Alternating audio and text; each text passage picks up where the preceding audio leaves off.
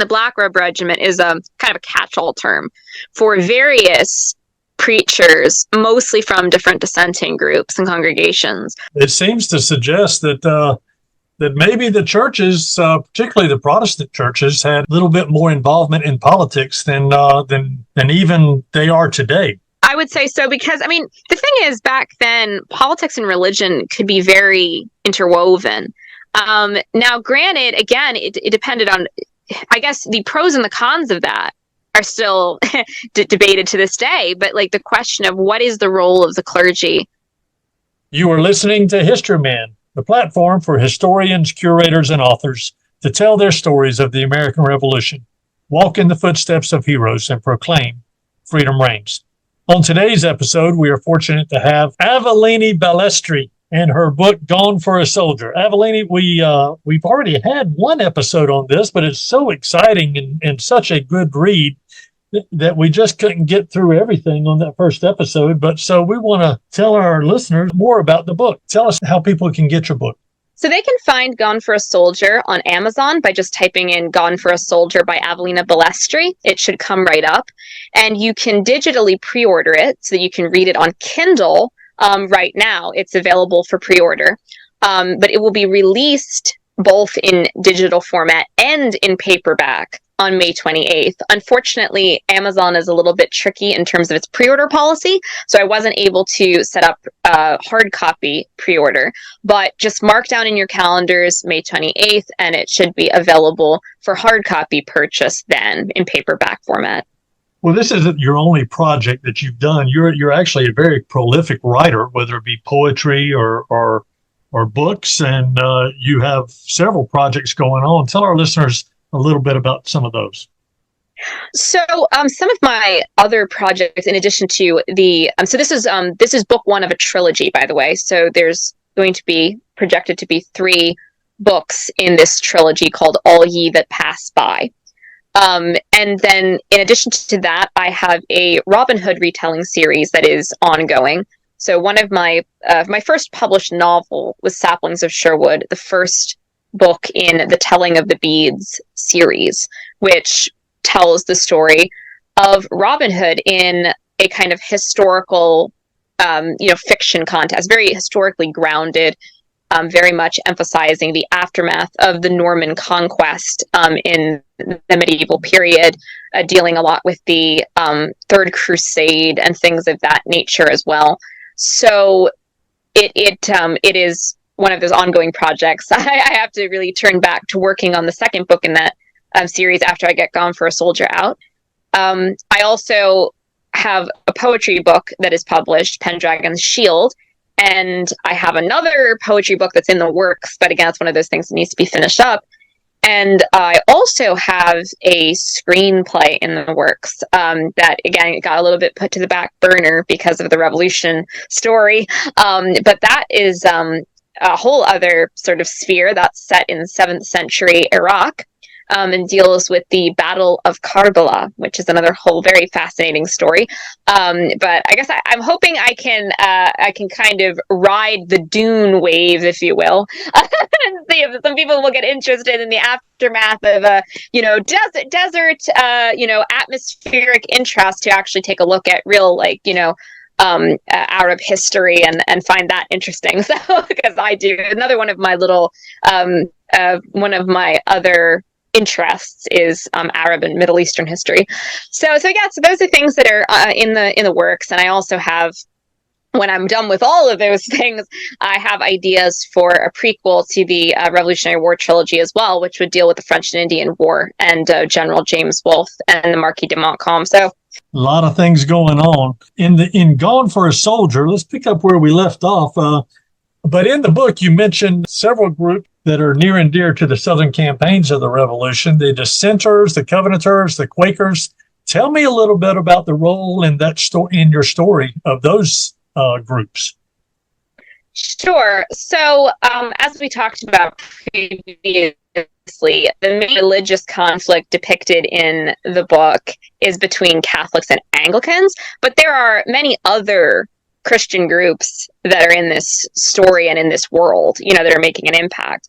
So you have various dissenting Protestant groups Two of them, as you mentioned, are the Covenanter Presbyterians and the Quakers who make an impact on the story. I've always had a bit of a soft side for both of those.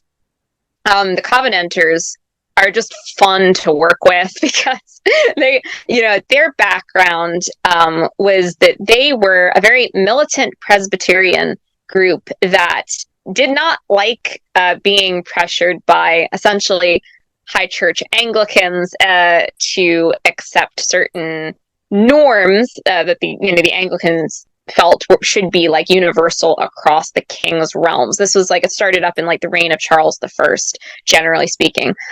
This attempt to kind of make everything uniform in more of a high church way. Well, it turns out that the Presbyterians generally did not like that. They felt that they were being pressured to accept what they deemed to be sort of papist, too Catholic of sort of theology and practice, particularly things like liturgy. And so they rebel. They're very tough and canny group, I'll put it that way. And so they sign the covenant at Greyfriars. And it basically is saying, they will not submit to the king's ruling on this. And so they in a multi-generational struggle against the Stuart kings. And, again, they have their own set of martyrs who are made by the Anglicans, because you have, for example, the killing times that occurred in Scotland. And you have, for example, Bonnie Dundee, also known as Bloody Claverhouse.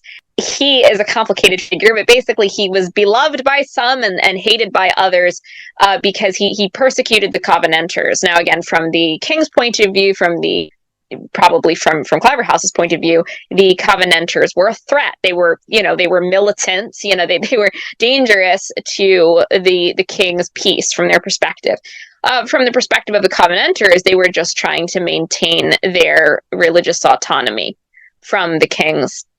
And so you have a number of very interesting stories connected to them, like, for example, martyrs that were made, again, like Margaret Wilson was one of the most famous ones. She was tied to a stake by the coastline, basically, and allowed to drown, so that, because she wouldn't acknowledge basically the king's title as head of the church. So it's kind of interesting to me because you have a situation where both Catholics and Covenanters, even though they appear to be on far ends of the theological or liturgical sphere, they find themselves being killed for similar reasons, that they won't acknowledge the king's primacy with the headship or governorship of the Church of England. And it's all quite interesting. They're very zealous people. One of the famous elements with them is, well, actually, before I get to that, I'm going to get out of sequence. So basically, what ends up happening is that the Covenanters get persecuted for quite a spell during the whole period of the reigns of Charles the First, and then later on his son Charles the Second and his other son James the Second. And so there's a lot of issues going back and forth. But then with the Glorious Revolution, you get William and Mary take over, and they essentially free the kirk, as it was sort of said. They enable Presbyterians to go back to being kind of restored to their place in Scotland as they see it. And so they go from being rebels to being kingsmen fairly quickly. And so in our story, we deal with that complexity, how one of the characters who highlights this particularly is Major John Pitcairn, who was the British officer in charge of the advance guard at Lexington Green, where the shot heard round the world was fired. And he's most famous for shouting at the militiamen, the Minutemen, disperse, ye rebels, ye villains, disperse. Why don't you lay down your arms, disperse, or you're all dead men. And he is a Scot. He comes from the lowlands of Scotland. His father is a Presbyterian minister up in Dysart. at St. Surf's Church there. And so Pitcairn was born and raised in the old manse building that was basically the parsonage, essentially, right next door to the church. So Pitcairn's dad was a chaplain in the Cameronian regiment. The Cameronians had this very strong tie to the Covenanters and the Covenanter tradition. And so Pitcairn's dad was out of that whole ethos, if you will, a very fierce, very hardy, very strong-willed, very fiery types. They were actually rather famous for sometimes signing their Bibles, which they would receive automatically upon entry into the regiment, in their own blood. They were a very intense crowd. So Pitcairn comes out of this whole background. And so in the story, when he gets a cameo for a number of chapters in the book, he discusses this. He discusses the Covenanter background and how the Covenanters, again, started out as being the rebels, interestingly enough. So, it's kind of ironic a little bit when you think of him shouting, "Disperse, ye rebels." Well, his background was that, the Covenanters were the rebels not too terribly long ago. But then they, in the aftermath of the Glorious Revolution, again, they became sort of regularized and brought under the sort of auspices of the kings.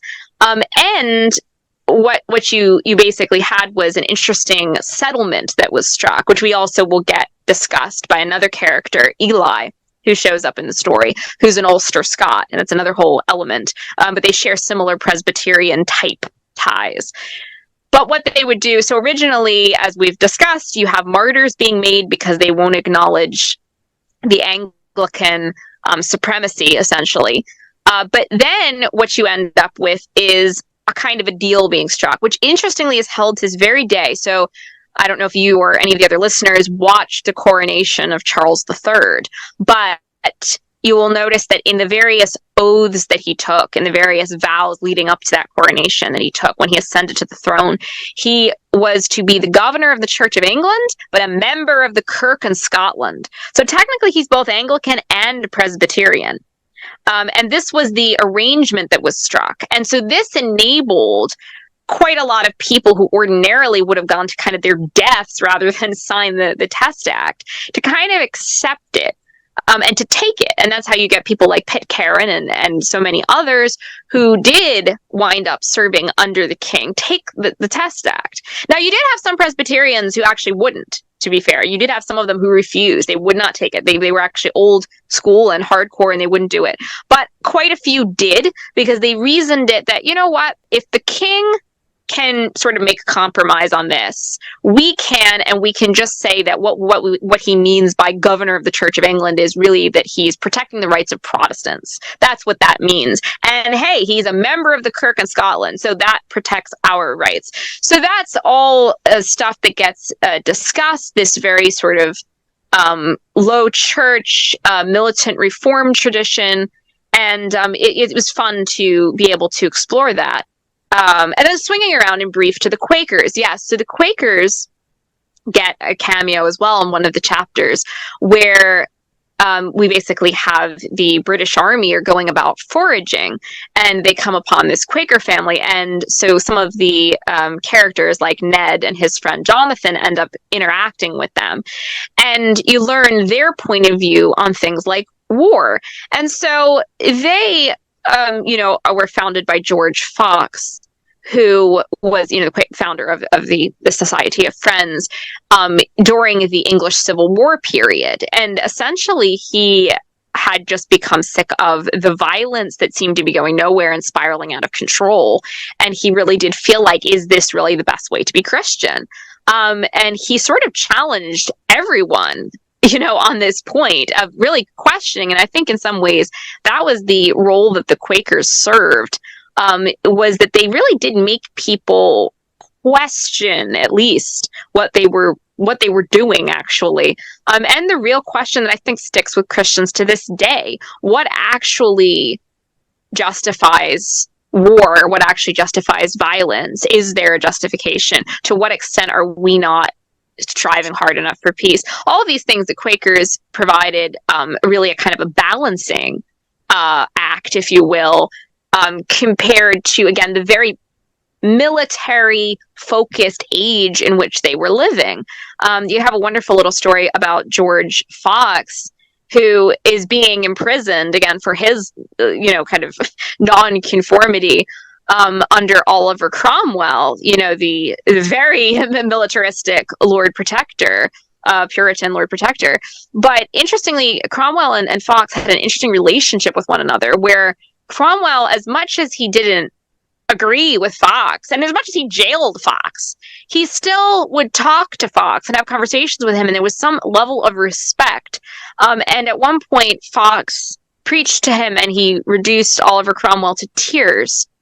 And it's just very striking the way that the Quakers sometimes acted as a conscience, that by refusing to participate in the wars that surrounded them, by standing out for the principles of their conscience no matter what, and being accused by everyone of being cowards and traitors, they did sort of in some ways stand against the world. And there was an element of being in the world and not of it, which did, I think, serve quite a purpose within the wider Christian community and Christian thought of that era. It's a big dynamic, and you've covered a bunch of different areas. You even went so far as to have a fictional character named Jonathan Rawcliffe, right? And in that character, you brought out the Black Robe regiments and printed sermons used as propaganda tools. Tell me, what type of impact did those printed sermons have on the dynamics of the war? So Jonathan Rawcliffe, he is a British lieutenant on General Burgoyne's staff, along with Ned, and they become close friends. And so he basically is a clerk. He's not as much of a fighting soldier. He mostly assists the generals with things. That's most of what Jonathan and Ned do, although as the story progresses, they get drawn more and more into the violent end of war. But initially, they're mostly doing kind of non-violent, I guess, work for the general. So Jonathan, in one of the sequences of the story, comes upon a pamphlet which has been passed around to, passed out to one of the messenger boys, essentially, with the British, that from some of the Patriot prisoners. And he reads it, and the piece that I put into the story is actually adapted from a number of different pamphlets that really did exist. So I tried to stay as close to the history as I could, and making it a little bit different for the purposes of the story, but still maintaining all of the really fiery language that was used in these types of pamphlets. And so what Jonathan ultimately discovers, he didn't realize it at first, was that among the prisoners, they have among them a former, well, not even former, I mean, he is a preacher, but, he formerly, let's put it this way, was the head of a church, but he left his congregation to go and fight. And so, this kind of astonishes Jonathan at first, because Jonathan is, he's a pretty devout Anglican, and he just is shocked by this kind of dissenter streak in people like this, who they're actually willing to not only just preach against the king and parliament, but they're literally going and they're picking up guns and they're going out and they're leading their congregations in this. And this, of course, is a real movement.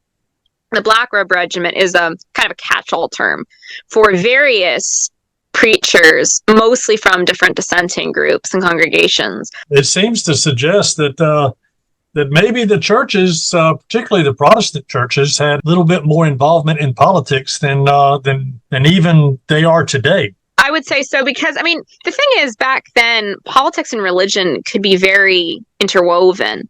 Now, granted, again, it depended on, I guess, the pros and the cons of that are still debated to this day. But, the question of what is the role of the clergy, should they be that involved in politics? And that really is a question, because really in the scene, you have a situation where you're dealing with someone who's a cleric, basically, who's very almost religiously zealous about a particular political cause, in this case, the independence of the colonies from Great Britain.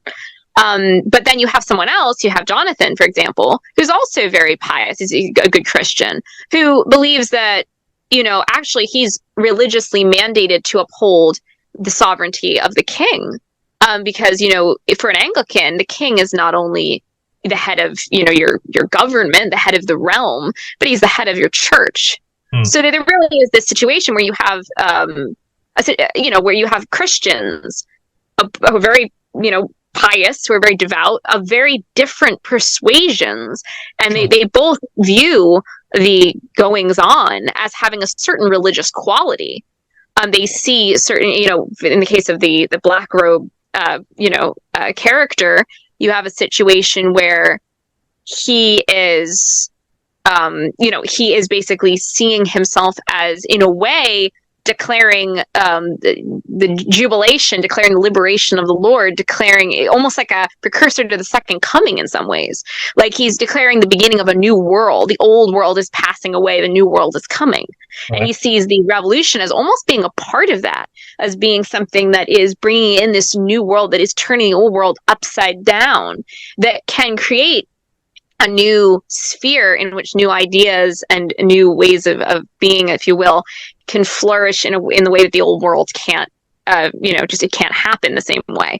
Whereas, again, you still have Jonathan saying, yeah, but what about your oaths of loyalty? What about, what about the hierarchical structures of religion and governance? And what about rendering to Caesar what belongs to Caesar?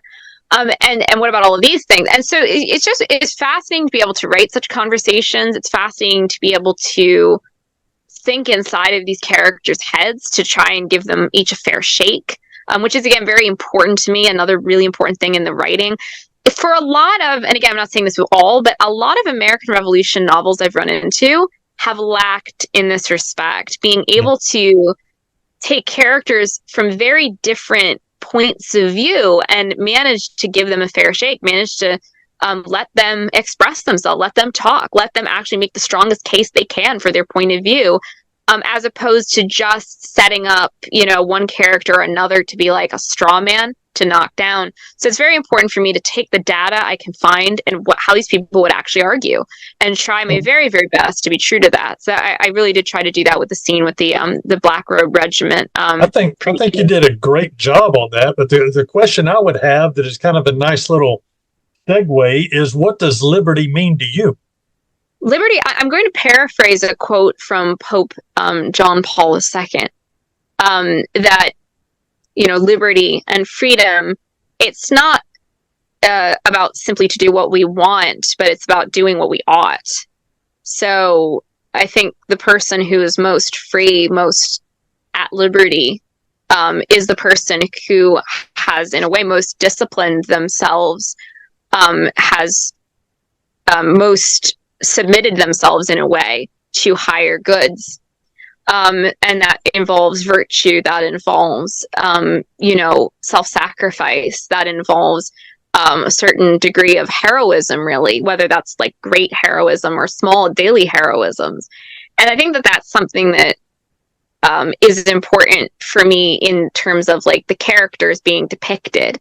The characters who are most, I think, heroic, really, are those who simply go about their daily lives trying to serve God and serve their neighbor, love God and love their neighbor. That is what I think makes a person truly at liberty. So, that is liberty of spirit. That is liberty of conscience. I'm thinking actually of another, Lovelace, that the poet from the English Civil War, essentially said the same thing in kind of a paraphrase, that is that, you can be in a prison cell, but you can still be free, due to, maintaining your honor, or maintaining love, or maintaining, again, higher transcendental virtues, that is the true freedom. And I mean, I think that even more to the point, for the Christian, is that the truth, and therefore the truth will set you free, and the truth is a person, and the truth is the person of Jesus Christ. So I think that true liberty is actually found in for the Christian, and the Christian understanding of that is conforming oneself to Christ. So I think that for me is kind of the crux of what liberty means. Well, that's great. Tell me, Gone for a Soldier is the book. Tell us how we can get your book. Sure. So you can access the book by going to Amazon. Just type in Gone for a Soldier by Avellina Balestri. So I might as well spell my name. It's Avellina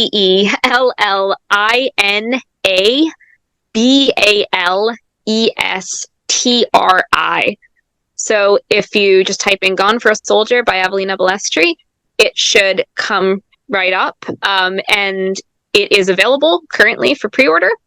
But it is also going to be available in paperback, but it's only going to be released in both Kindle and paperback officially on May 28th. But you can pre-order digitally for Kindle now. Thank you so much. Oh, you're so welcome. And thank you so much for having me.